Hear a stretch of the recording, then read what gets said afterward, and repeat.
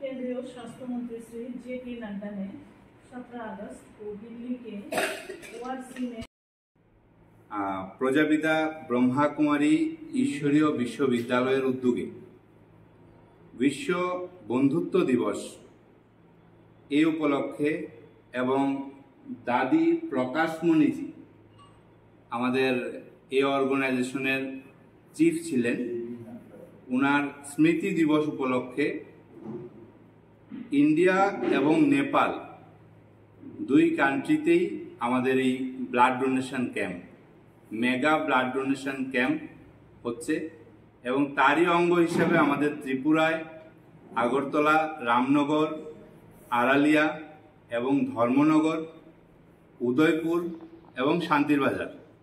তো আমাদের উদয়পুরে হতে চলেছে 24 আগস্ট এবং এই ব্লাড ডোনেশন ক্যাম্পে আমাদের এইখানকার ফাইন্যান্স মিনিস্টার শ্রীযুক্ত প্রণজিৎ সিংহ রায় উপস্থিত থাকবেন।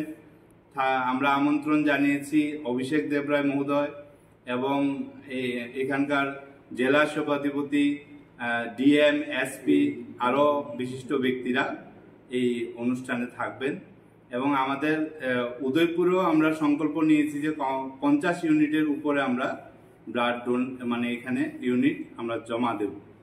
আর বাকি সারা ত্রিপুরা রাজ্যের মধ্যেই যা যা মানে আগরতলা, রামনগর হচ্ছে, ধর্মনগর হচ্ছে 22 আগস্ট হচ্ছে ধর্মনগর, 23 আগস্ট হচ্ছে রামনগর এবং 24 আগস্ট আগরতলা, আড়ালিয়া আর উদয়পুরে হচ্ছে, 25 আগস্ট হচ্ছে শান্তির বাজার।